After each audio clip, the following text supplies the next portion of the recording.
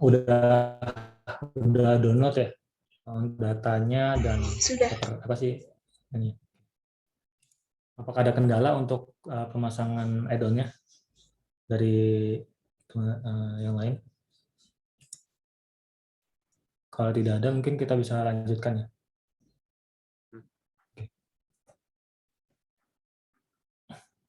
Nah, jadi untuk demo kali ini kita akan coba untuk mengklasifikasi gitu dari data CES ini. Mungkin bisa ditunjukkan dulu ya datanya seperti apa ya.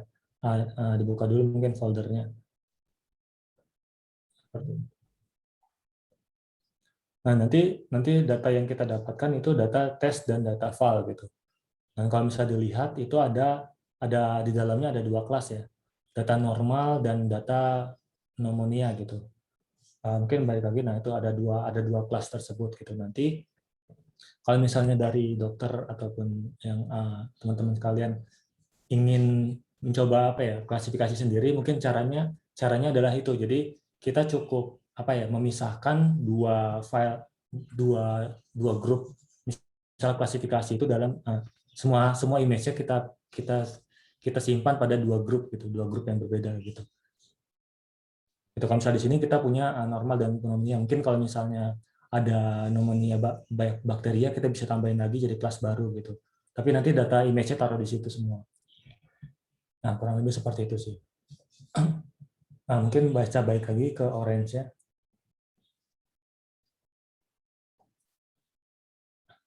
Nah, kalau misal di orange tadi, kalau misal sudah memasang widgetnya ya, itu mungkin bisa di scroll ya ke bawah. Di situ ada add-on. Di orange ada add-on namanya belum diinstal ya. Oke. Nah, mungkin diinstal dulu untuk image analytic-nya. Jadi kita perlu menambahkan add-on image analytic ya. Mungkin bisa di-scroll caranya ada di bawah. Nah, pertama kita install dulu add-on image analytic-nya ya, pada orange gitu. Nah, caranya itu kita harus run as administrator. Mungkin ini di close dulu orange ya, baru nanti klik kanan pada ini Mac atau Windows ya? Oh, Windows, oke. Ini di close dulu aja yang sebelumnya, orange sebelumnya.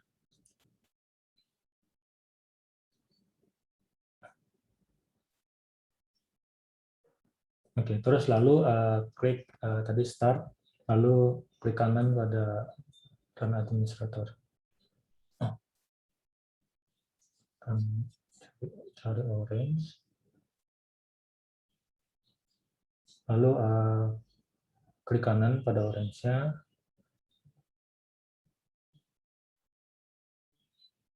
Ada more. Nah, itu ada run as administrator. Itu.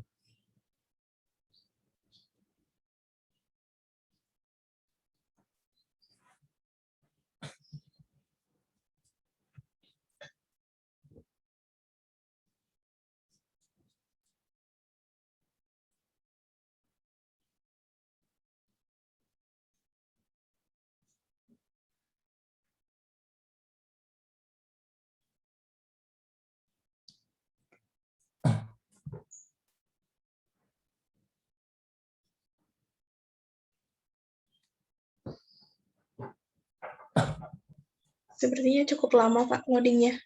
Iya, emang wajar. Nah, ditunggu saja.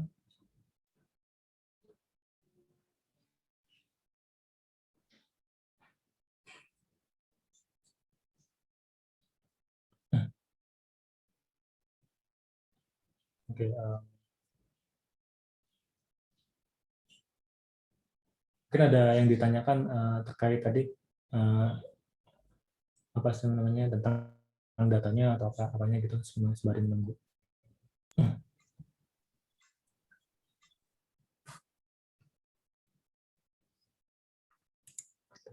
Mungkin ada yang ini sudah ya, boleh lanjut aja kalau gitu. Oke, kita lanjutkan ya. Jadi nanti ada option di atasnya di bagian menu itu ada option, terus kita klik add-on. Ini dia lagi mencoba menulis semua add-on yang ada.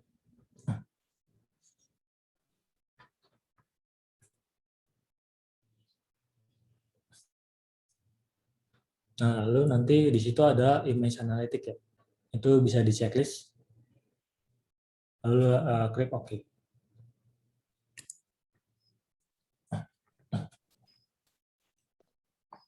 Sambil nunggu Pak Adi bisa nanya ya. Ya, silakan.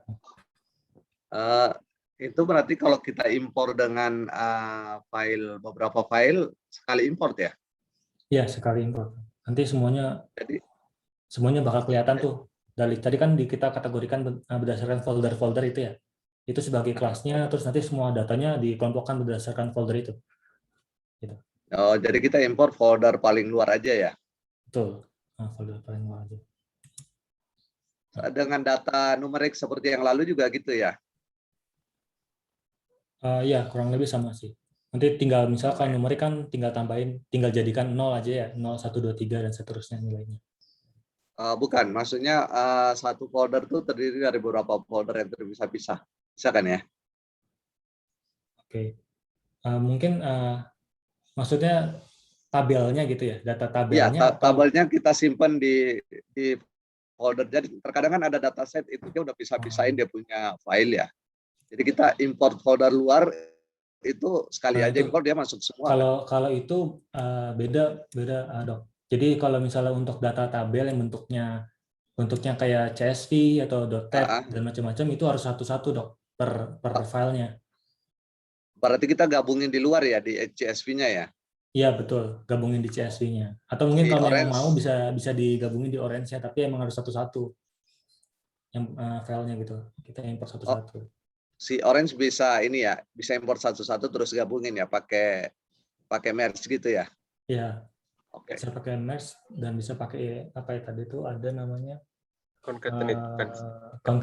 concatenate. Nah itu concatenate data bisa juga. Tergantung kalau misalnya mau merge berdasarkan fiturnya itu kan pakai merge, kalau misalnya concatenate kan nambahin data ya dengan fitur yang sama. Gitu. Oke, thank you.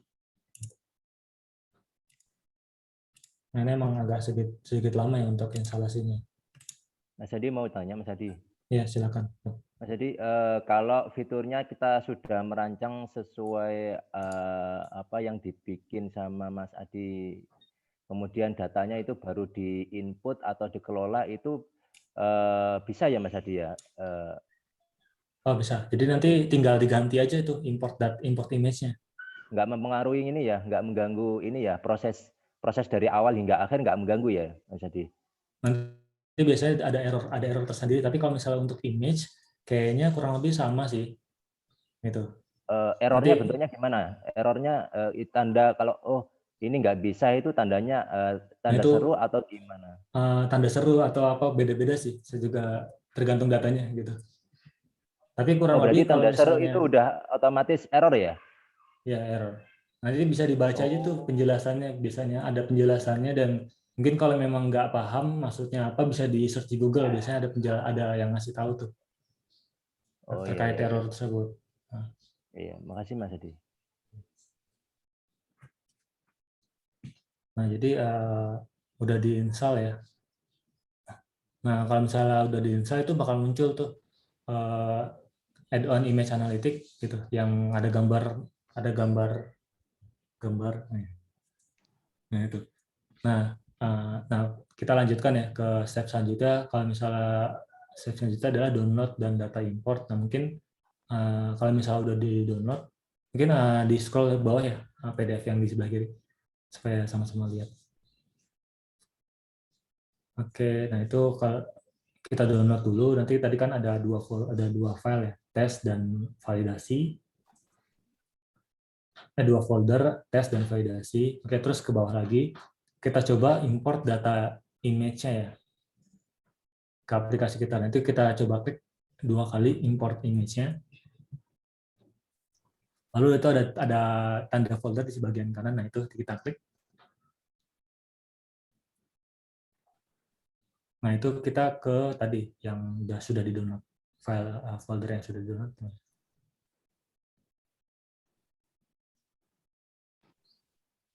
Yang dipakai satu-satu, tes dulu, file dulu, atau langsung keduanya jadi satu folder? Tes dulu aja. Nah, itu klik tes. Nah, baru select folder. gitu. Jadi di atasnya mereka gitu. Folder testnya berarti. Folder testnya yang dipakai. Oke, langsung klik select folder aja. Jadi itu pokoknya kita pakai normal dan pneumonia itu sebagai kelasnya. Gitu. Nanti dia bakal ngeload seperti ini. Nah, itu dia normal ya.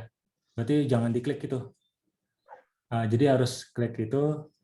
Nah, itu seperti itu aja, nggak usah nah, tes. Habis itu week 3 tes. Nah, oke. Habis itu select folder.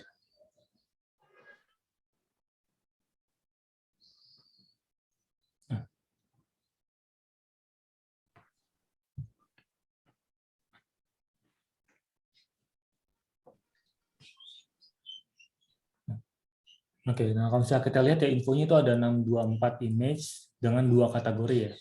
2 kategori itu adalah tadi pneumonia sama normal. Gitu. Terus kita close aja, lalu kita coba lihat informasi datanya gitu. Mungkin di close. Nah, baru nanti di bagian tab data itu ada data table. Nah, itu bisa dihubungkan ya data table-nya. Nah, coba kita buka, klik 2 kali data table-nya. Nah, kalau misalnya dilihat itu ada informasi dari datanya ya, mulai dari kategorinya yang tadi telah kita buat tuh beberapa 2 folder, terus ada image name-nya, terus ada path-nya ya, atau misalnya lokasi dari image-nya, selanjutnya di sebelah kanan ada size, terus ada width, terus kalau misalnya di scroll ke kanan lagi ada height-nya gitu dari image tersebut gitu. Nah gitu. Terus kita pengen coba gimana bentuknya seperti apa sih gambarnya gitu. Nah itu bisa kita lihat caranya mungkin di close dulu ini. Lalu nanti di bagian apa sih namanya image analytic itu ada di image analytics ada image viewer. Nah itu bisa diklik. Nah baru kita sambungkan tuh, bisa disambungkan ke import image. Nah, terus bisa di double klik tuh image viewer-nya. Kalau misalnya kita lihat, nah nanti tampilannya seperti ini tuh untuk image-image-nya ya dari yang normal seperti apa, terus kalau misalnya kita scroll ke bawah itu ada pneumonia-nya seperti apa gitu.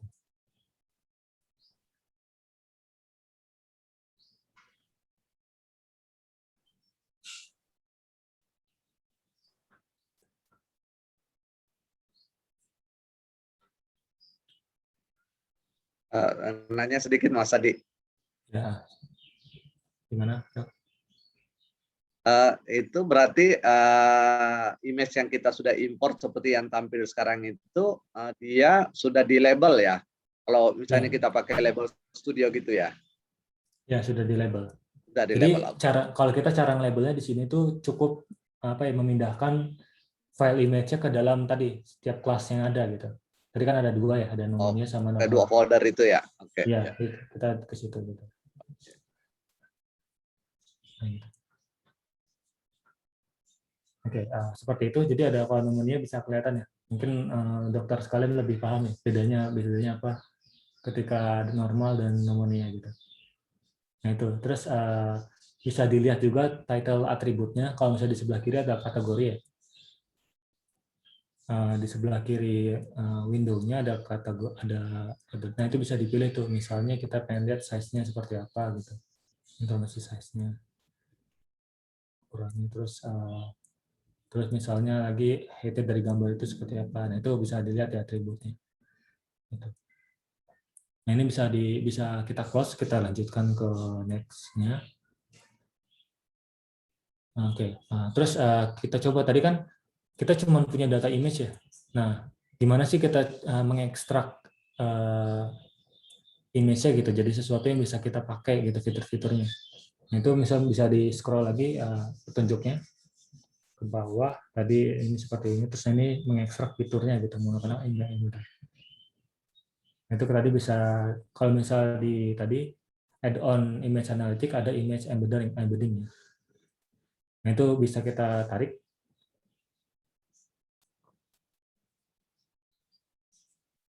Nah, itu dia proses untuk mengembedding. Nah, itu bisa di double click dulu untuk memilih embeddernya.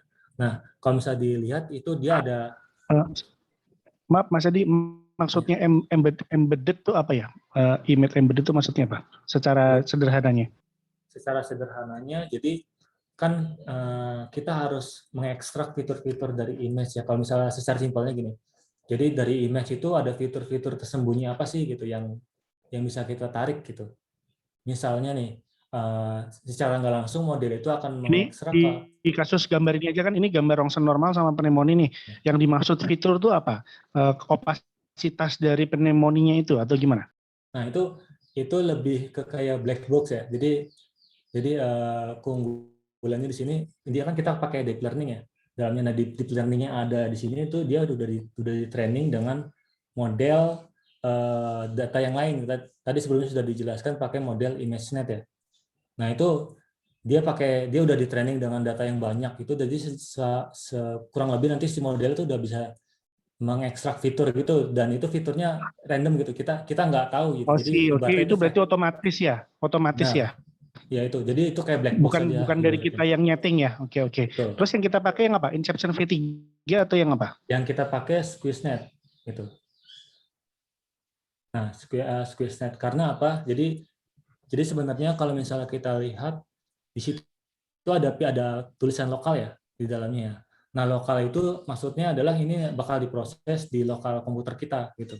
Nah, kalau misalnya yang lain, misalnya kita lihat tadi ada model lain selain itu, ada tadi VGG, terus Inception C3 gitu. Mungkin bisa dilihat dibuka tadi embeddernya. Enggak, scroll tadi, scroll embeddernya. Nah, itu tadi benar. Nah, itu ada banyak pilihannya tuh. Nah, selain SqueezeNet, itu dia akan upload dulu, jadi on server. Jadi nanti itu disesuaikan cloud dengan internet. tadi ya? Iya, pakai cloud. Jadi nanti kita push dulu data kita ke cloud, baru nanti kita dapat balikan fiturnya gitu. Dan fiturnya itu emang ibaratnya black box-nya lah gitu. Berarti harus online terus gitu ya? Betul. Nah, betul. Jadi untuk sementara ini Kalau kita pakai di lokal SqueezeNet di aja. SqueezeNet kita bisa kerja di laptop sendiri meskipun nggak ada koneksi internet masih bisa kerja gitu. Betul. Oke, sih. Nah, itu kita pakai Tapi ini SqueezeNet. tergantung di kecepatan atau kemampuan dari laptop komputer yang dipakai. Ya, seperti itu. Makin cepat, makin bagus itu tergantung pada apanya? Spesifikasi prosesor, RAM atau GPU. Nah, kebetulan kalau misal biasanya itu untuk mempercepat itu dia pakai GPU ya. Nah, kebetulan untuk Orange itu sendiri belum support untuk GPU-nya, jadi dia pakai CPU untuk semua prosesornya, semua processing-nya. Gitu. Kenapa sih GPU itu lebih unggul ya dibanding CPU? Karena emang GPU itu udah didesain untuk perkalian matriks ya. Karena emang data-data yang ada itu biasanya data-data matriks, bentuknya matriks ya. Nah, sedangkan kalau misalnya CPU Kalau itu lebih ke kayak CPU-nya prosesor. untuk lebih cepat speknya yang gimana, Mas? Nah, itu yang paling baru aja, yang paling baru. Misalnya ya biasanya kan kalau di Intel itu ada i3, i5, i7 gitu kan, itu biasanya makin tinggi makin bagus ya. Gitu. Oke. RAM-nya pengaruh nggak? Kalau RAM biasanya lebih ke komputasi penyimpanan datanya. Jadi kalau misalnya kita misalnya kita mengolah data yang cukup banyak gitu, otomatis kita harus ngesimpan dulu kan data itu untuk diproses ya. Nah, itu perlu RAM yang tinggi gitu. Dianjurkannya yang I-nya I berapa, lalu yang RAM-nya RAM berapa? Tergantung sih, kalau kalau untuk misalnya image. untuk nyoba-nyoba, untuk sekedar nyoba itu bisa pakai i5 juga udah cukup gitu. Tapi kalau untuk yang advance ya, itu emang harus i5 dan menurut saya untuk pakai Orange, kalau misalnya kalau misalnya menggunakan Orange ya kurang kurang dapat lah GPU-nya gitu. Karena nggak ada fitur GPU-nya. Lebih baik mungkin kalau memang lebih advance lagi, mungkin lebih dipertimbangkan tuh pakai Python untuk bikin modelingnya ya. Gitu.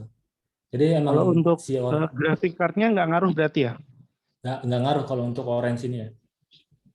Oke, ya, kasih. Gitu. Jadi emang kalau memang lebih advance mungkin lebih pakai Python ya. Karena emang itu udah disiapkan gitu untuk komputasi lebih tinggi gitu. Nah, Orange sendiri emang ditujukan untuk kalau ingin mencoba untuk belajar itu ini banget itu bisa banget di sini gitu. Seperti itu. Nah, ini dia lagi loading ya. Ini yang mendingan gitu. Nah, sebelumnya sebenarnya saya pengen mendemokan tentang teks, cuman ya itu khawatir aja gitu. Karena kan nggak tahu ya spesifikasi masing-masing peserta itu seperti apa. Gitu. Takutnya nge-hang dan macam-macam. Soalnya saya pas gitu nge-hang terus sih. Gara-gara mungkin terlalu berat ya komputasinya gitu. Nah, ini dia lagi loading di lokal tentunya. Nah, untuk yang image embedding ini, jadi uniknya adalah dia udah otomatis memproses datanya ya. Jadi misal image embedding itu sebenarnya inputannya itu adalah kemarin saya Nah, untuk SqueezeNet itu sebenarnya inputannya itu 227 kali 227 gitu, ukuran image-nya ya. Itu. Nah, di image embedding yang widget ini, dia itu udah otomatis meresize image-nya itu gitu. Jadi ukuran 227 dan 227 gitu.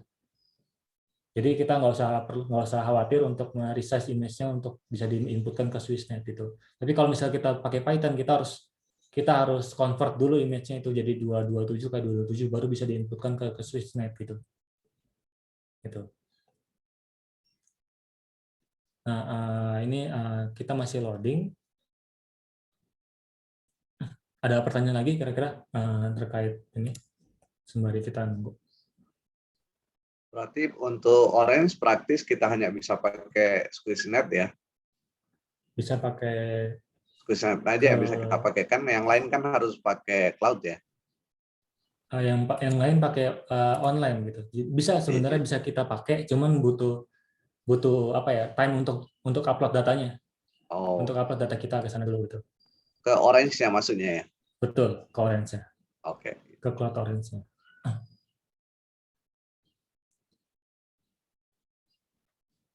Oke, udah 100. Lalu di close saja, nggak usah di-play lagi, jangan di-play lagi. Oke. Nah, lalu nanti selanjutnya kita coba lihat ya. Coba kita pakai data table dulu deh, kita lihat. Datanya seperti apa sih gitu. Kita cek by data table.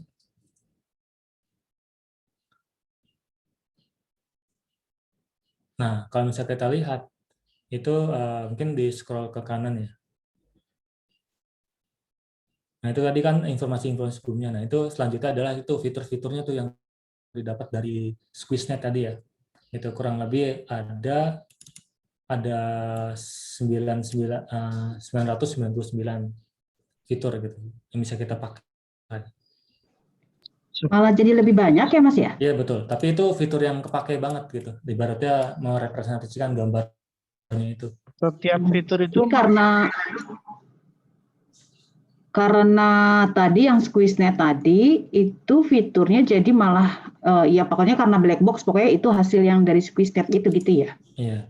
Nah, jadi kalau misalnya sebenarnya ya biasanya komputasinya sebenarnya ini lebih sedikit ya dibanding data aslinya gitu. Kalau misalnya kita lihat dari image-nya gitu. Tadi kan image-nya kita itu ada sekitar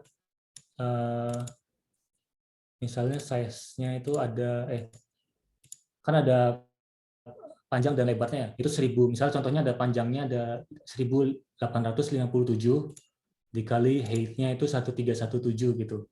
Nah, itu kan kalau dikali berarti otomatis datanya lebih banyak kan, fitur datanya lebih banyak kan. 137 misalnya 1000 dikali 1000 gitu. Itu kan sudah 100.000 sekian kan. Nah, ini lebih kompleks sih jadinya fitur-fiturnya gitu. Secara nggak langsungnya.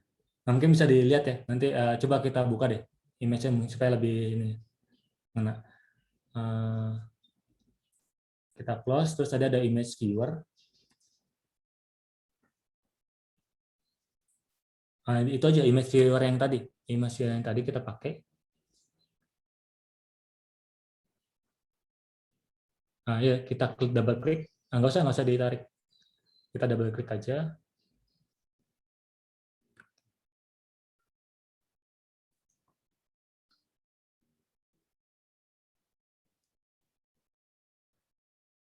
Nah, itu mungkin di title atributnya diganti ya, jadi height-nya. Nah, height itu adalah jadi height itu adalah ukuran dari tinggi gambarnya ya, gitu. Terus untuk yang width-nya itu lebar gambarnya gitu. Bayangkan kalau misalnya ibaratnya satu piksel gambar itu satu fitur, satu piksel gambar. Jadi nanti kalau misalnya itu kita lihat ada ukuran 1040, misalnya 1040 dikali 680 ya, itu kan udah banyak banget ya. Atau 1000 dikali 1000 itu udah 100.000-an. Gitu. Itu kan fiturnya 100.000 gitu, banyak banget gitu. Nah, sedangkan di SqueezeNet itu diubah jadi 999 gitu. Ibaratnya lebih kecil lah nilainya. Gitu. Kebayang nggak untuk fitur-fiturnya? Jadi dari pixel-pixel itu diubah jadi suatu fitur, dan fitur itu lebih kecil sih harusnya ya, walaupun itu terlihat banyak dari oleh kita gitu. Ya, kebayang Mas, kebayang. Oke. Nah, itu bisa di close. Kita lanjut ke tadi kita select kolom. Jadi di situ ada di tab data ada select kolom. Nah, kita tarik tuh select kolom. Nanti kita pilih. Nah, itu udah dipilih ya. Jadi kan ada mungkin kalau misalnya di fitur itu bisa di scroll sampai ke bawah. Itu ada 999 data gitu. Ada 99 fitur. Nah, ini fitur-fitur yang diekstrak dari si image embedding-nya gitu. Nah, itu terus targetnya tadi ya kita pakai kategori. Terus ada beberapa metadata yang tadi yang sebelumnya sudah kita dapatkan, itu bisa kita ignore aja sih semuanya. Karena yang dibutuhkan kan yang cuma fiturnya aja ya. Apakah setiap fitur itu yang 99 banyak banget itu tadi melambangkan satu layer gitu Mas? Atau Lebih tepatnya fitur sih, bukan layer. Jadi hasil outputan yang black box itu punya beberapa fitur ekstrak fitur data yang entah prosesinya seperti apa gitu di dalamnya black box. Jadi kita udah terima itu fitur yang important untuk image tersebut gitu. Oke, yang menurut komputernya gitu ya? Ya, yang menurut komputernya. Nah, itu jadi tadi mau konten, jadi N0 dan sebelumnya itu ada pixel-pixel pegambar, bukan. Jadi itu benar-benar fitur dari datanya gitu. Jadi tadi yang pixel-pixel tersebut kita ekstrak oleh embedder tersebut jadi fitur-fitur dari 0 sampai 999. Itu. Jadi itu ada fitur yang entah itu nilai dari apa gitu. Itu udah komputer yang atur gitu. Kita pakai di situ SqueezeNet gitu.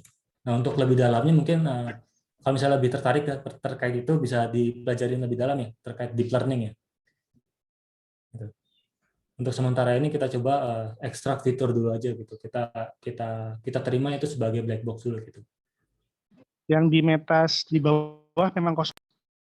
Ya betul, dikosongin aja. Karena emang udah nggak kepake kan, karena yang dipakai adalah fitur dan targetnya aja. Gitu. Oke, ada lagi yang tanyakan? Bisa kita lanjut ya kalau tidak ada. Oke, tadi kan sudah kita pilih ya. Nah, itu kita ulang lagi tuh ekstraksi fitur tapi untuk data validasi. Gitu. Jadi kita copy aja, itu bisa di-copy. Ya, terus kita paste di bawahnya. Kita Ctrl C, ambil itu paste, tarik ke bawah.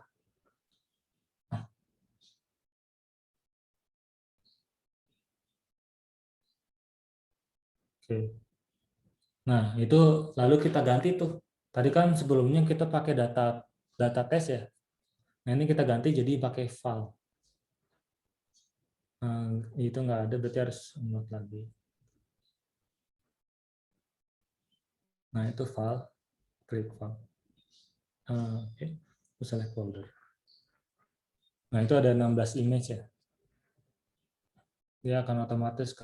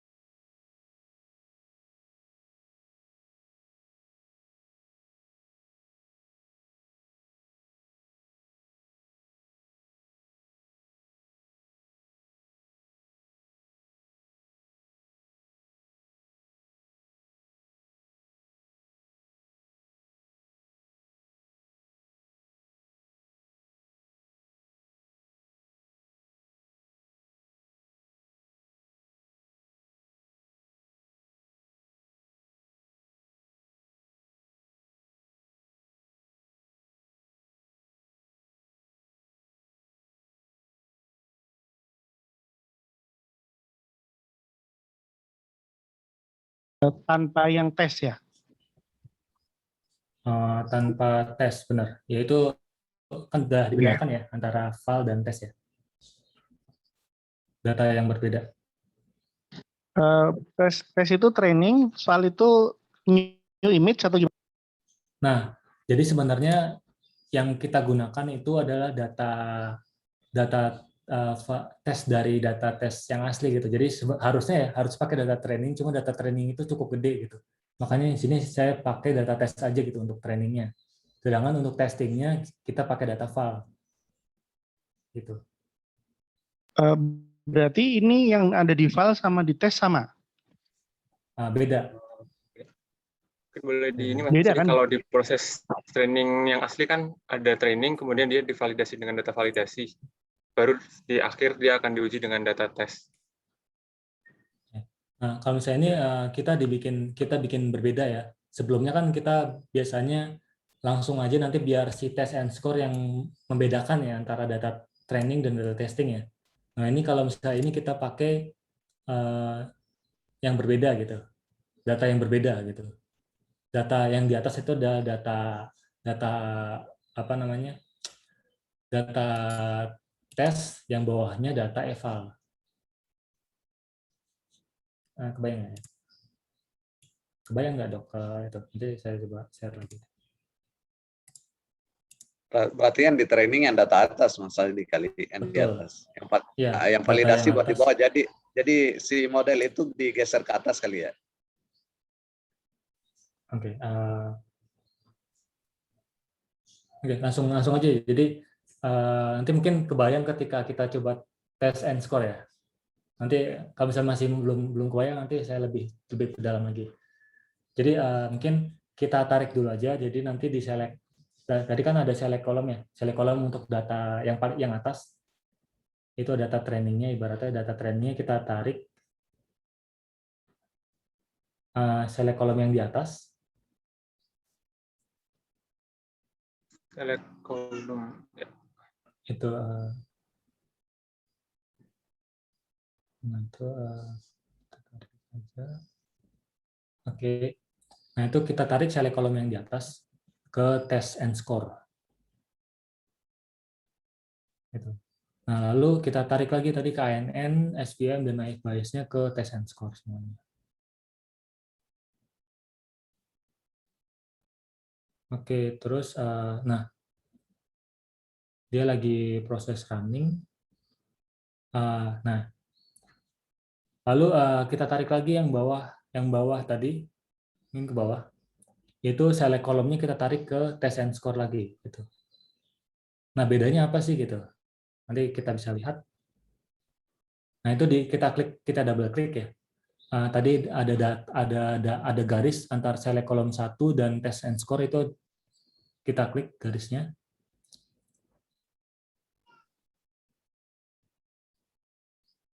Nah, tadi kan ada data di atas itu kan ada data dan tes data ya. Nah, untuk yang bawah itu kan termasuk sebagai data tes ya. Itu kita bisa hubungkan ke tes data, itu sudah benar.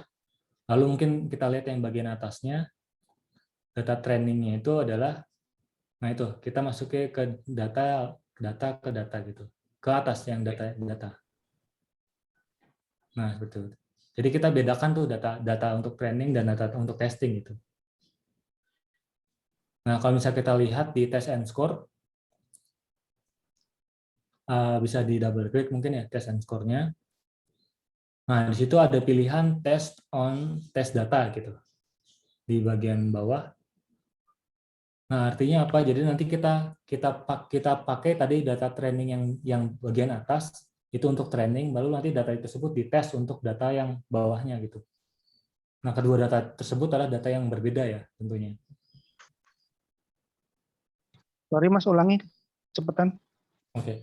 Nah, jadi tadi kalau misalnya di pilihan sampling tersebut ada test on test data gitu. Artinya apa? Yang tadi kan yang bagian atas itu adalah data training ya. Kita sebut yang bagian atas itu semuanya data training. Nah, data training itu dipakai untuk nge-training modelnya gitu. Lalu nanti yang data yang bawah yang telah kita buat tadi itu digunakan untuk ngetes hasil trainingannya aja gitu. Ngetes hasil trainingannya. Gitu. Nanti output yang didapat itu adalah hasil data tes itu gitu. Hasil Oke. kita ngetes dengan data Berarti tes yang di folder gambar-gambar yang di folder tes tadi sebetulnya itu untuk train ya. Iya betul, untuk train. Berarti maksudnya lebih gampangnya kalau saya ganti di folder saya itu bukan folder test tapi harusnya itu folder train, lalu yang file itu adalah folder test gitu kan sebetulnya. Iya. Ya, harusnya seperti itu sebetulnya mudah.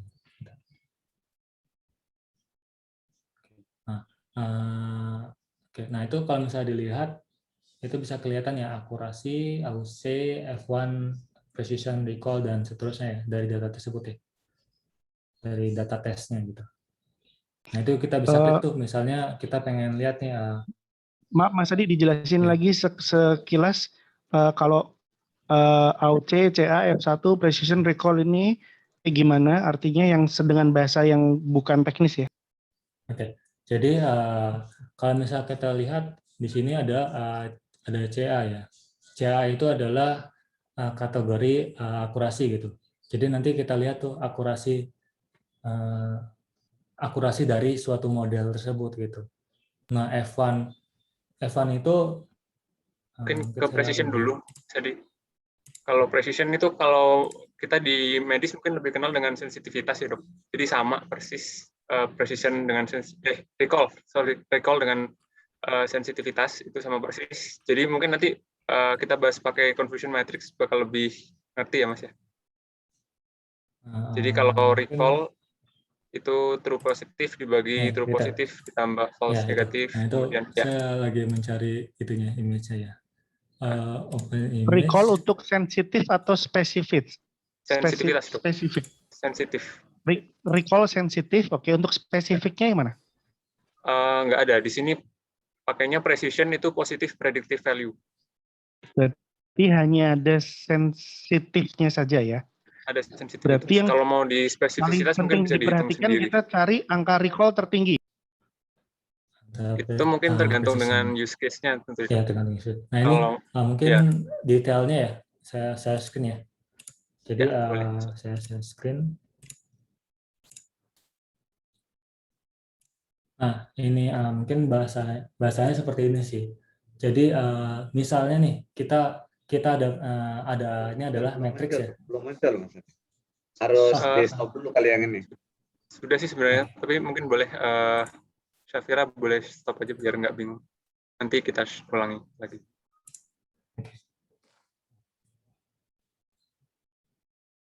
Ya, terima kasih. Sudah terlihat, Dok? Sudah kelihatan, Dok? Ya, sudah.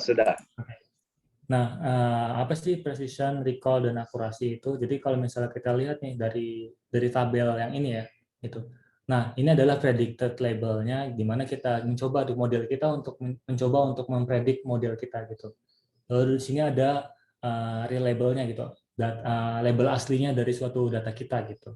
Nah, precision itu apa gitu? Precision itu adalah true positif dibagi dengan true positif dan false positif dari data tersebut. Jadi benar-benar kayak merepresentasikan kalau ini adalah positif, hasil positifnya gitu dari prediksi kita gitu.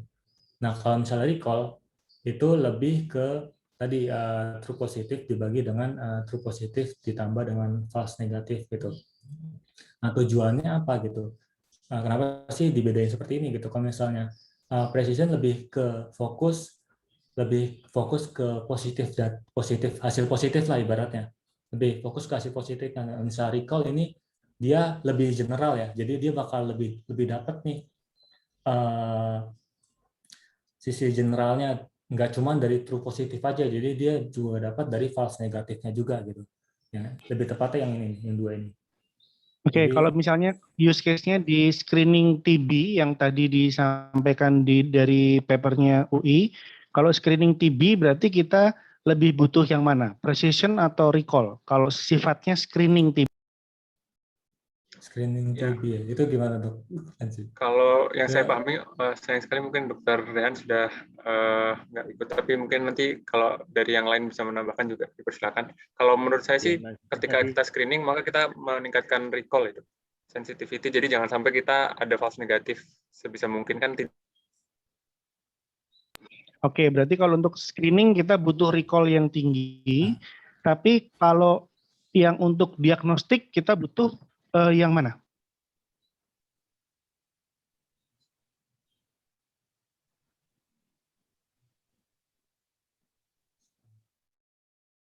Seperti itu.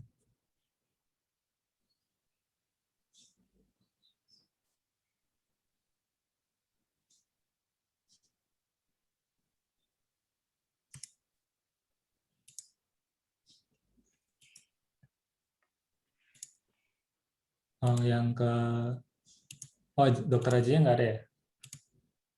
Sepertinya Putus ya? Nah itu mungkin dokter aja lebih paham ya terkait hal tersebut ya. Oke, baik, nanti kita tanyakan lagi. Oke, silakan dilanjut. Oke.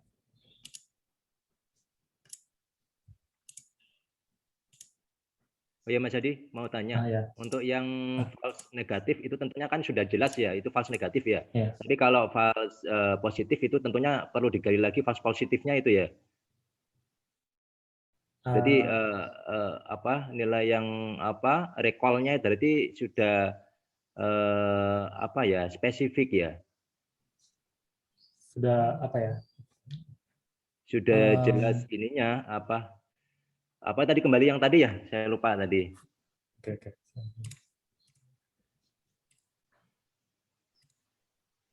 Mungkin ya, karena kebingungan kita kan gini Mas Adi, kita butuhnya yang di medisnya, cuman kan ini kan hitungannya atau istilahnya kan istilah yang di teknisnya gitu ya. Jadi istilahnya kayak ada kamusnya gitu.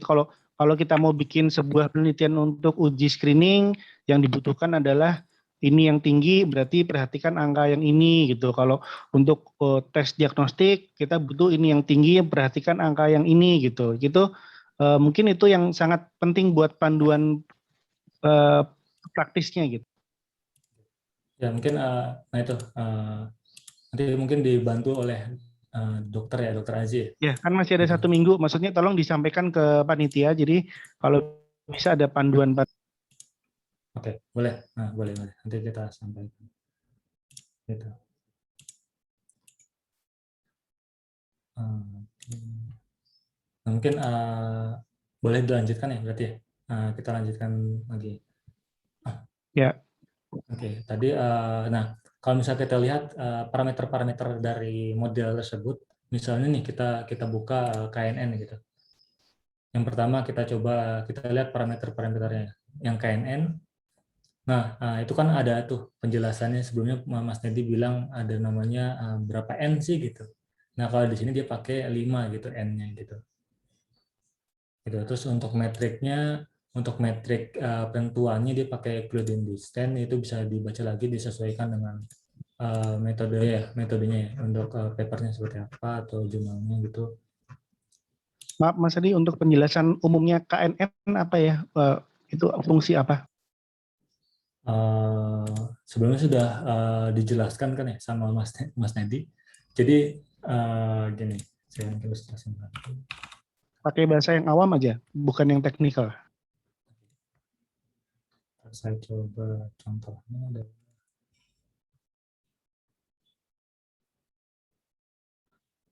Nih, ada gambar yang lain.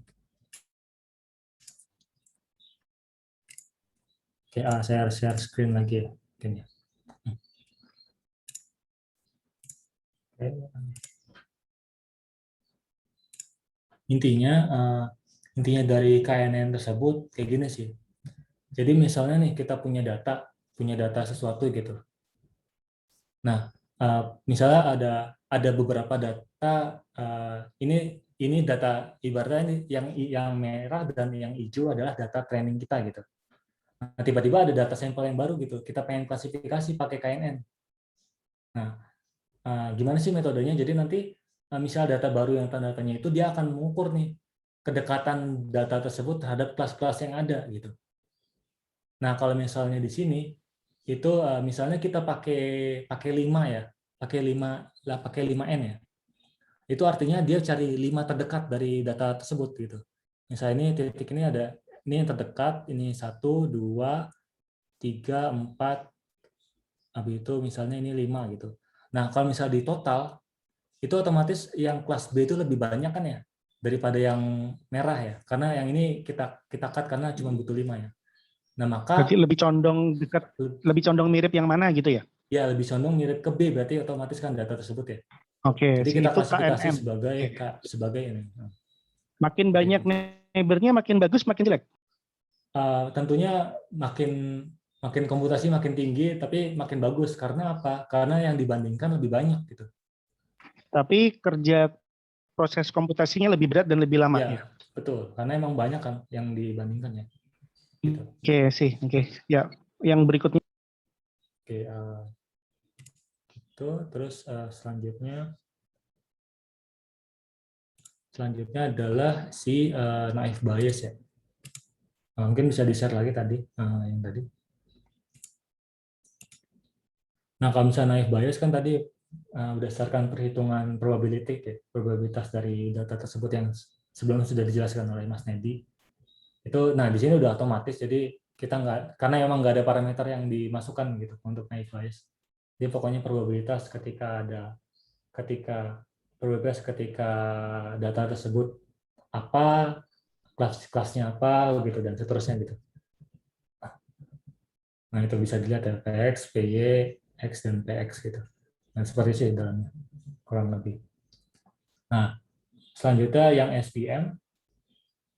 Nah kalau misalnya di SPM itu banyak ya metodenya, ada RDF, linear, polinomial, dan sigmoid gitu. Jadi intinya tadi dia ingin mencari separate garis pembanding lah ibaratnya antar data gitu. Nah itu sebenarnya udah dijelaskan juga kan sama Mas Nadi. Jadi nanti Batas yang memisahkan antara data A, data B, ini dia berada di atas batas itu atau di bawahnya gitu ya? ya yaitu nanti dia bikin kayak klasifikasi, terus nanti kita batas itu yang akan mengklasifikasikan, nanti kernelnya adalah yang antarnya itu. Kita nanti berapa sih kernelnya dan Ya, berarti kalau pakai yang tadi KNN kan lebih mirip yang mana? Kalau pakai SVM berarti dia masuk dipotong garis, dia langsung kepindah masuk yang mana gitu ya? betul sekali ya. Oke. Nah, seperti itu sih. Nah, itu bisa lebih dalam lagi kalau misalnya ini ya. Tapi biasanya yang dipakai itu RBF sih. Jadi bisa dibaca lebih lanjut terkait kalau misalnya mau bikin paper. Itu ada kelemahan dan kelebihannya pastinya untuk setiap model kernelnya. Yang umum dipakai yang atas SVM, yang bawah RBF, dah gitu aja pokoknya ya. Ya, biasanya itu. Oke, mungkin kita close ya. Nah, tadi kan udah ya KNN, SVM, dan naive bias. Nah, itu kita coba deh lebih. Tadi kan ada true positif dan false positif. Nah, itu kita coba lebih dalam. Kita lihat ya. Mungkin bisa scroll ke bawah, terus di bawahnya ada namanya, nah itu confusion matrix sama erosi analisis gitu. Kita cek.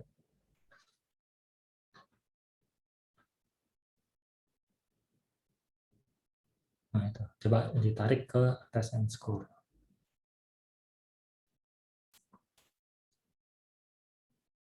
Oke, nah itu coba kita buka nih confusion matrix seperti apa.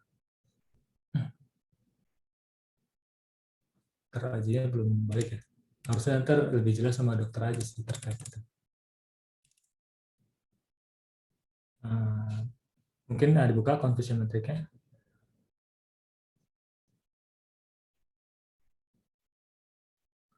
Oke, nah itu bisa kelihatan ya. Misalnya kita pakai naive bias itu true positif, true positifnya itu 8, terus false negatifnya itu actual. Nah itu false negatifnya itu adalah si yang satu itu. Terus habis itu true negatifnya itu adalah 7 dan seterusnya gitu. Nah itu bisa, nah itu kita juga bisa nih melihat berapa persen sih benarnya gitu. Itu bisa di show di pojok window tersebut ada number of instance kan ya. Di Windows tersebut mungkin bisa diklik ya. Ada show, terus di kanannya ada number of instance. Nah itu bisa kita lihat yang proportion of prediction. Nah itu seberapa bagus sih gitu untuk kita gitu. Berapa persen yang benar. Bisa kita lihat di SVM seperti apa, KNN juga seperti apa. Oke. Nah terus lanjut ke erosi analisisnya. Mas Adi, untuk penjelasan proportion predicted sama proportion yang actual gimana? Oke, bisa dibuka lagi tadi confusion matrix-nya.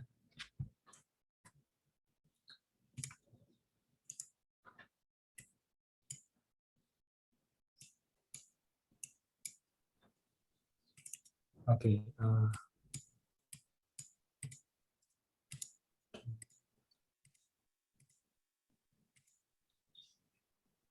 confusion matrix.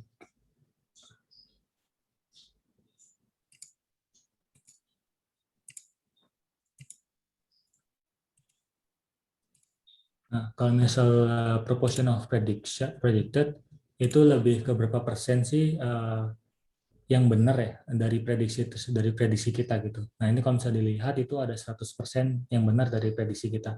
Kalau di situ ada 88% yang benar dari prediksi kita gitu. Nah, kalau misalnya Berarti actual ini lebih ke kayak menunjukkan performance dari model deep learning-nya berhasil menebak dengan benar yang benar-benar sakit pneumonia 100%, tapi dia menebak yang normal 88%. ya seperti itu. Jadi ada 11 Kalau yang salah. Kalau yang proportion of yang satunya? Lebih ke kayak actualnya aja terhadap model gitu.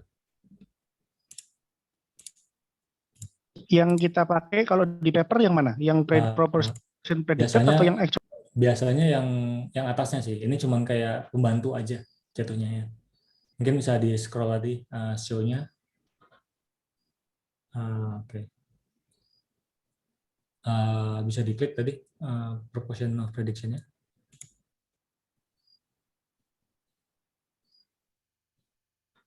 Yang di kanan atas. Yang kanan atas. Nah itu diklik number of instance. Nah biasanya kalau paper biasanya nunjukinnya data ini sih. Cukup ini kita cukup ngasih ini aja udah jelas harusnya. Nanti biar number orang berarti ya, bukan yang persentase tapi yang number ya. Betul ya. Nanti biar yang pembaca yang menghitung sendirilah tentang intinya. Oke, terus kita kan bandingin tuh antara naive bias, SVM sama KNN. Berarti kita cari yang paling bagus yang mana gitu ya. Betul. Nah kalau misalnya untuk mencari proporsi kayak berapa positifnya, berapa negatifnya itu lebih enak pakai tadi curve, pakai apa namanya? Pakai erosi analisis gitu. Soalnya kan lebih ke apa ya? Tabelnya ya, confusion metricnya. Jadi kita bingung kan untuk membandingkannya seperti apa sih gitu. Nah kalau misalnya coba kita lihat di SVM coba learner-nya hasilnya seperti apa. Nah itu nggak usah di learner. Nah itu SVM. Kurang lebih sama ya. Dia ke KNN-nya. KN learner dari KNN-nya. Nah, itu seperti itu. Nah, ini kan untuk perhitungannya agak bingung ya, mana model yang bagus kan ya. Nah, makanya tadi ada namanya AUC gitu, AUC. Nah, itu kita bisa buka erosi analisisnya. Ini di close saja confusion metricnya. Lalu double klik erosi analisis. Nah, kalau misalnya tadi kan kalau misalnya kita lihat condong paling apa ya, ibaratnya kalau misalnya lebih condong ke kiri atas itu kan lebih bagus ya dari segi true sensitivity dan specificity-nya ya, FP rate-nya ya. Nah, gitu makin. Nah, kalau misalnya AUC otomatis kan perhitungan dari luasan area under of curve-nya ya. Area bawahnya gitu. Otomatis kan kalau makin gede, makin menuju ke kiri atas itu kan makin gede ya luasan bawahnya. Itu bisa dipakai tuh. Makanya di dalam test and score ada parameter namanya ada result namanya AUC gitu. Nah, itu bisa dipakai untuk menentukan model mana sih yang terbaik gitu untuk data ini gitu. Berarti pada data ini yang paling bagus yang gambar biru KNN gitu. Ya kalau misalnya untuk target normal itu dia KNN. Nah itu. Terus bisa dilihat tadi di test and Maksudnya score. target normal? Ya, ini kan kalau bisa di pojok kiri itu kan ada normal ya. Ada normal dan ada satu lagi pneumonia. Bisa digeser ke target.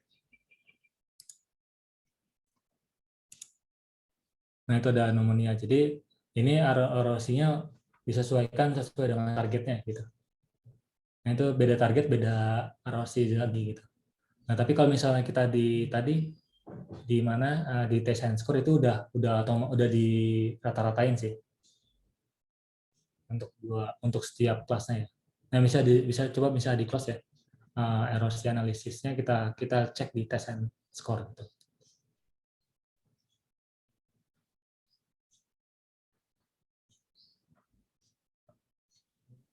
Nah, di test and score. Nah, itu udah ada tuh AUC-nya tuh. Jadi kalau misalnya dilihat emang kayaknya lebih bagus lah ibaratnya. Yang angka 1 ini yang gambar biru tadi di pojok kiri atas banget itu ya? Ya, gitu. Tapi yang di sini udah di rata-rata gitu. Udah rata-rata dari setiap kelasnya. Oh, ini kan cuma per kelasnya ya, per targetnya ya. Nah, kalau tadi udah rata-ratanya. Per normal atau pneumonia, kalau test and score all gitu ya? Ya, betul. Udah all. Berarti kalau lihat kategori angka, pokoknya ini yang paling bagus KNN dengan skor sempurna 1. Tapi kalau mau nunjukin grafik satu-satu yang normal dan pneumonia pada KNN, tadi gambarnya beda-beda itu. Ya, betul. Nah, mungkin Pak Rana mau bertanya, pertanyaan. silakan. Ya, saya ingin bertanya. Sebenarnya mau nanya, kan tadi pilihan target itu ada 2 ya, pneumonia sama normal. Nah itu apa ya, kalau dikorelasikan dengan confusion matrix, apakah kalau misalnya kita taruh targetnya pneumonia itu sama aja kayak anggapannya di confusion matrix pneumonia ditaruh sebagai positif? Oke, mungkin bisa dicoba ya, dibuka di bagian confusion matrix.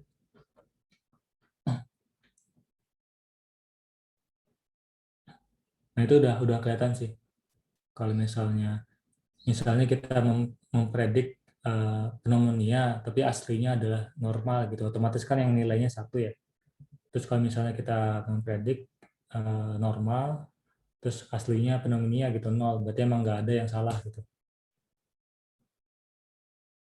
Kebayang nggak gitu? Udah kelihatan. Masih kurang kebayang. Sebenarnya saya masih kurang paham, Pak, yang kalau target kan ada 2 pilihan, normal sama pneumonia. Nah itu gambar yang ditunjukkan tuh bedanya apa gitu?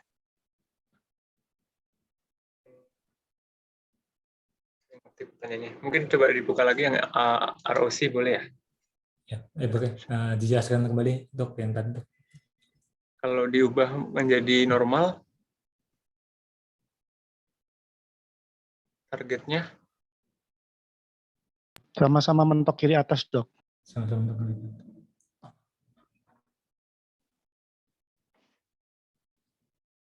Saya boleh share nggak, Dr. Aji? Hasil saya agak beda nih. Oh boleh, ini bisa share simultan juga kok. Langsung Boleh share ya? aja. Kalian, ya. Oke. Iya.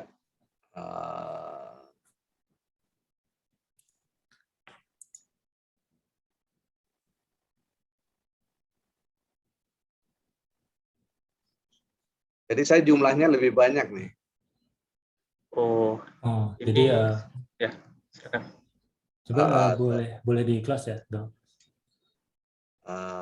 Di kelas. Terus yang Nah, ininya yang di ROC-nya. bagian test and score-nya itu mungkin harus dipilih samplingnya pakai test on test data. Oh gitu.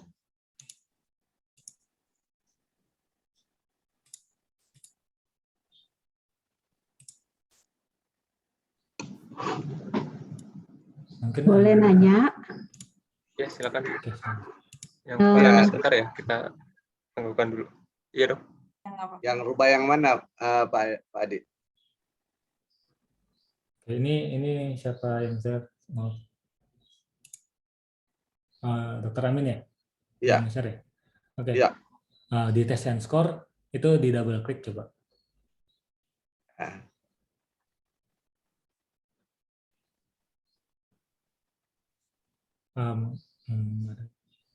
Ini udah kelihatan ya?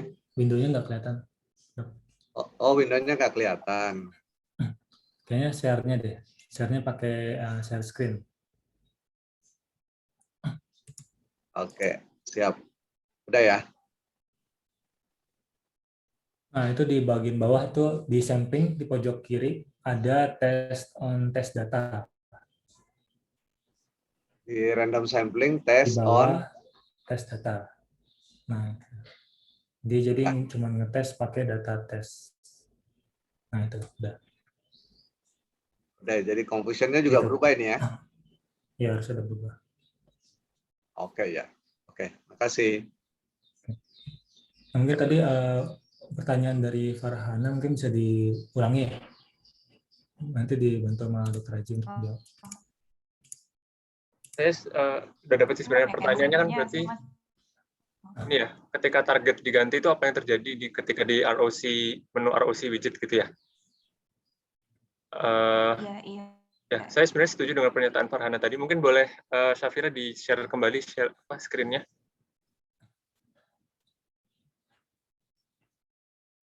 Yang di ROC boleh diklik 2 kali. Nah, di kiri bawah ada tanda tanya. Boleh diklik nggak? Ya.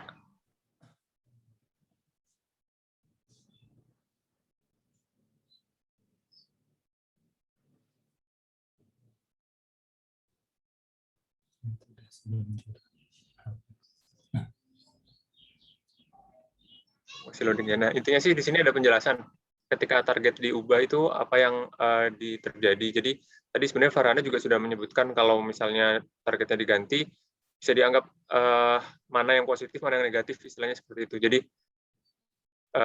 ya satu main specificity dan sensitivity kan ada rumusnya. Rumusnya yang tadi ketika true positif dibagi true positif bagi false negatif. Nah, mana yang dianggap positif itu ditentukan oleh pilihan dari target seperti itu. Di yang paragraf pertama sih dijelaskannya. Oh iya dok. Iya.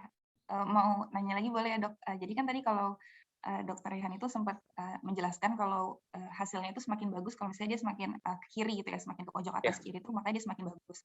Terus tadi kalau dilihat yang KN yang kayak nearest point yang pakai KNN itu dia hasilnya tuh ke kiri banget gitu, kayak jadi seakan-akan kalau saya lihat itu kayak bisa dianggap kalau dia tuh kayak hasilnya 100% bagus gitu. Padahal kalau misalnya dilihat di confusion matrixnya sempat ada yang false gitu hasilnya. Nah itu kenapa bisa gitu ya?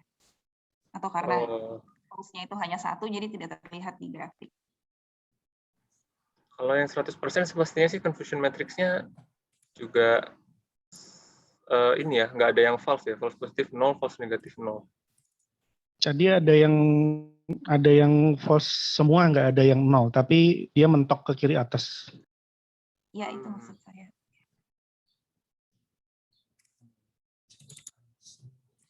Meskipun cuma satu, tapi ada. Ada ya.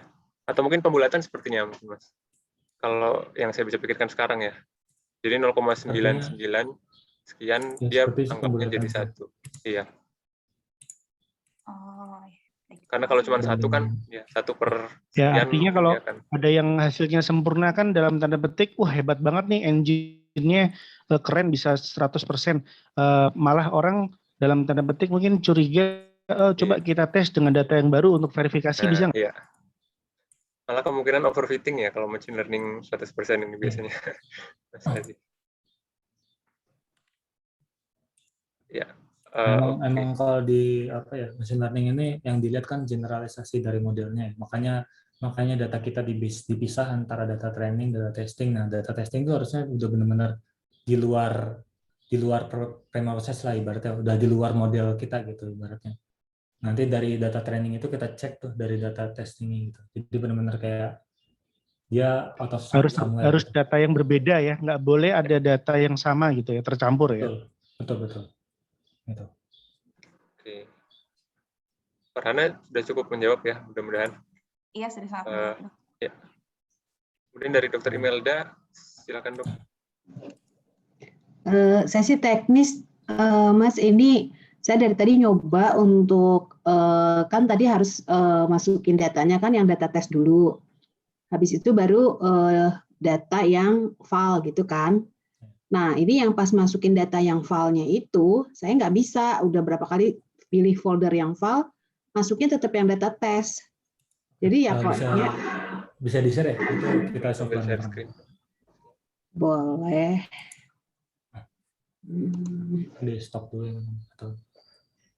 Ini udah kelihatan? Nah, bisa dibuka import testnya. Ya, yang ini yang di bawah yang import test kan ya? Ya. Ini saya pilih yang file, select folder. Nah, tuh masuknya tetap yang banyak.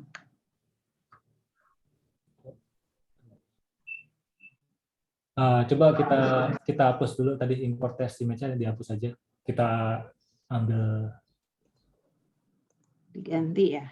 ya kita ambil dari langsung aja source-nya. Jadi gimana caranya? Tadi ada gambar kan ya, gambar image di pojok kiri di tab. Yang ini? Ya itu ada import image ya. Oke, import image. Baru kita double klik lagi.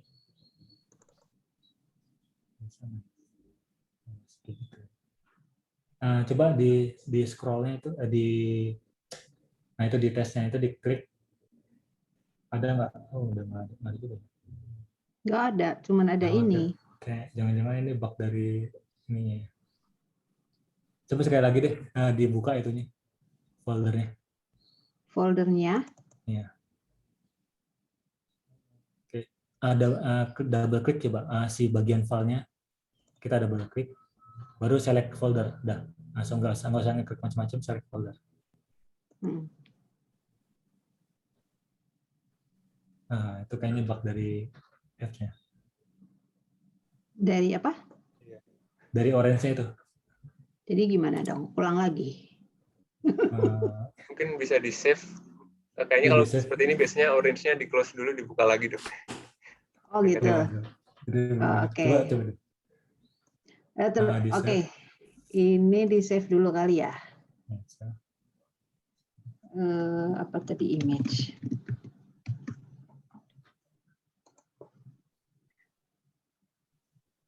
Nah, ini maklum karena memang open source ya, jadi wajar kalau ada bug.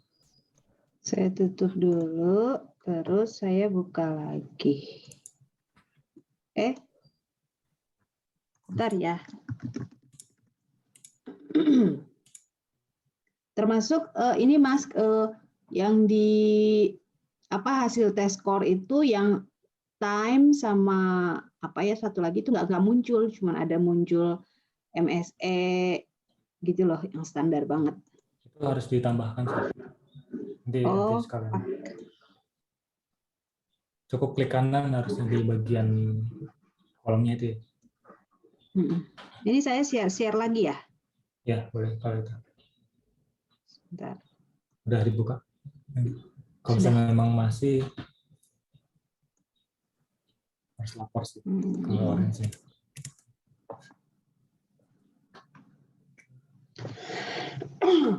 Coba masukkan lagi tadi widgetnya, widget import image. Ya. Mana? Oh, nggak muncul. Ini terus. Ya, klik 2 kali. Kayaknya langsung otomatis gitu loh dia masukin tuh.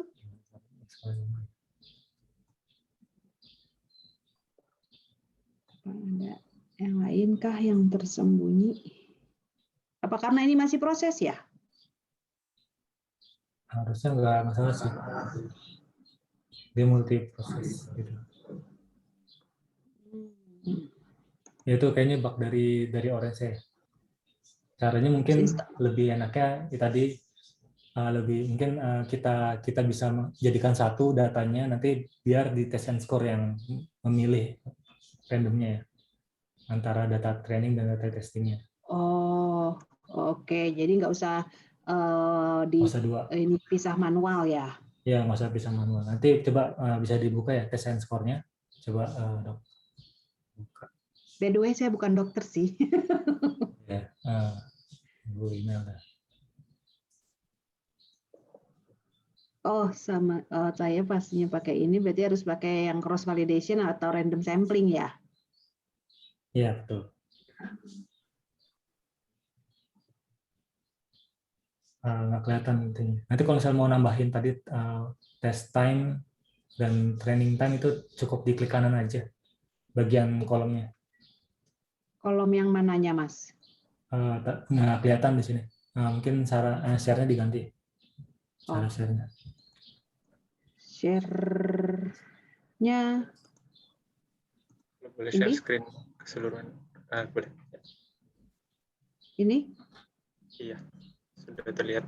Nah, itu di bagian coba di F1. Di F1-nya kita F1-nya. Iya. Kita klik kanan. Nah, itu di checklist tuh training time. Oke. Terima kasih. Nah, seperti itu.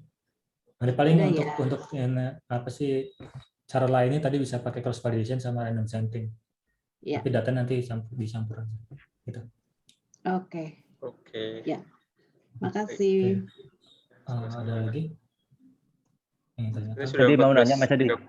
Ya. Tadi mau nanya. Boleh singkat. Oke, boleh. Tadi pas waktu saya add-ons tadi di image analytic itu kan saya install. Ya muncul image analytic. Tapi ada pemberitahuan, ada notifikasi itu saya disuruh restart. Ya. Lah saya oke. Terus saya reset ini maksudnya reset laptop atau gimana ya Mas? Restart Orange-nya. Ya sudah saya coba, saya keluar Mas. Tetap nggak bisa ini Mas, nggak bisa import data. Import data. Nggak muncul gitu. Import iya nggak muncul, nggak bisa ini, nggak bisa mencari. Harusnya ketika diklik OK restart sendiri sih dok ininya orange-nya. Iya. Nggak usah di close. Tapi saya ini nggak bisa ya. Coba diinstal ulang ya. Maksudnya ulang ya? Ya diinstal ulang. Atau enggak ya add-on-nya diinstal ulang juga. Oke, ya. Saya coba dulu ya Mas ya. Nanti kalau ada kendala saya ini aja via ini aja WA grup ya. Tanya Oci aja. Ya, nanti boleh di forum OCI juga. Oke. Nah, mungkin terakhir ya.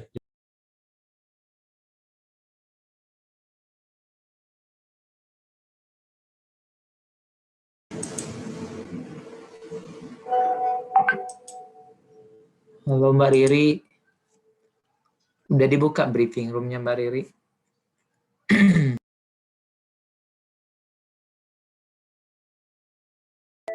Bisa langsung masuk Mas Faisal.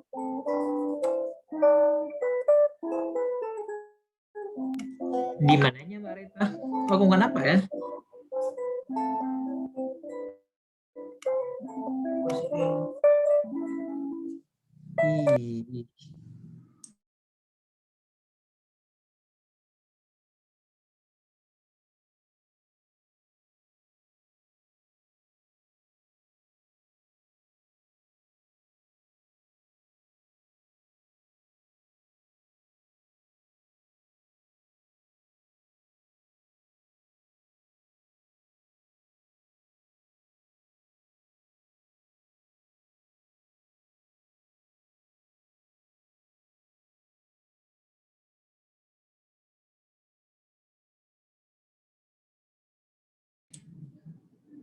Mbak Riri, halo.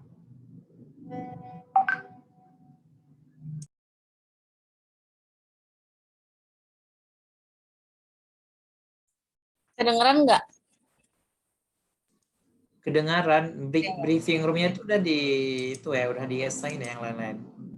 Karena semuanya udah pada di-assign di breakout room, jadi aku nggak bisa assign lagi, harus masuk sendiri berarti. Tuh gimana dong ini? Apaan? Mereka harus keluar dulu dari roomnya berarti. Berarti ini living room. Hah? Ini live room.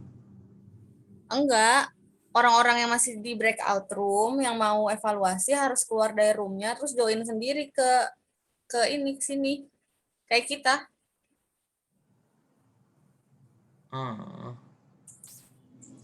Oke deh. Grup 3 masih lama tahu. Grup 3, fasilnya Mas Adi ya? Masih banyak yang diomongin deh kayaknya. Ini Pak Sandi udah selesai kan, kenapa nggak masuk? nggak tahu makanya tadi. Pak Sandi itu bilang gini, Mas Faisal, panitia kita pindah ke briefing room ya. Aku kira Harus nyampe. resign ya? Mau asal siapa? Enggak, aku kira tadi pas aku live briefing, aku kira udah ada roomnya di situ yang record room. Aku kira udah ada briefing room, ternyata gimana sih? Kurang Ntar paham aku juga. lagi nanya. Berarti yang lain tinggal left breakout room terus masuk sendiri ke briefing room kan?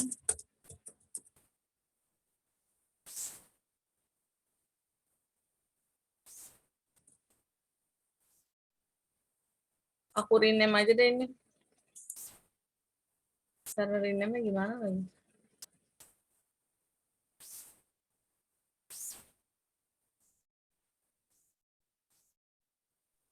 Ini di record Mbak Riri.